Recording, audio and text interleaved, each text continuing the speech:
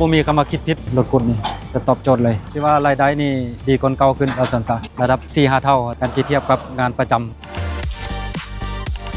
สบายดีรถคุดคูบต้าคันที่ถูกใจมื้อนี้ตุ๊กตาจะนำพาทุกท่านไปฮู้จักกับทางไอ้ไหนซึ่งอ้ายเพิ่นได้ลาออกจากเวียกประจำและก็มาจับเอาธุรกิจรถคุดคูบต้า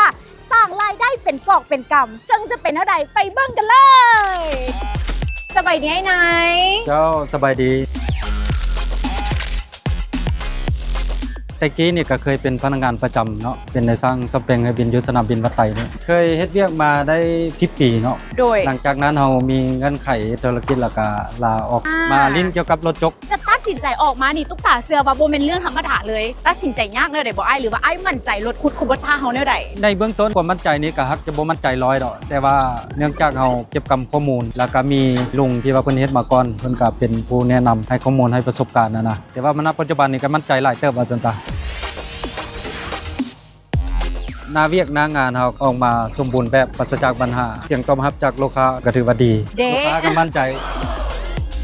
ปัจจุบันนี้อ้ายมีจักคัน มีอยู่3คันเนาะแสดงว่ารายได้นี่ดีขนาดอ้ายจึงเพิ่มเข้ามาแบบตลอด แมนก็ประมาณนั้น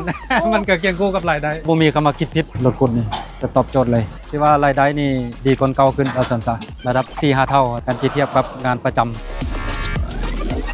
รถกุดน้อยคูโบต้านี่เนาะพาหนะที่ว่าเหมาะสมกับที่ใช้อยู่ในเมือง ปัจจุบันนี่คือคุดห้องลงห้องเนาะ เจ้าน อกจากนี้แล้วเราก็จะเคลียร์ปรับตะลิงแล้วก็ให้น้ำไหลสะดวก แล้วเบียกเป็นจังไดไว้บ่อ้าย ตามความเป็นจริงแล้วก็ถือว่าไวอยู่เหมาะสมกับตามความแห้งของมันนั่นแหละแต่ว่ากันจะเทียบกับแรงงานคนนี่ถือว่าคนละเรื่องเลยย้อนมันมีข้อดีหลายอย่างเป็นต้นว่าบริการหลังการขายเนาะก็ถือว่าดีเรื่องยี่ห้อแน่นอนคูโบต้ามันก็ผลิตจากญี่ปุ่นอยู่แล้วเป็นส่วนหนึ่งที่ให้เรามั่นใจหลายขึ้นว่าซั่นๆรถขุดคูโบต้าคันที่ถึกใจ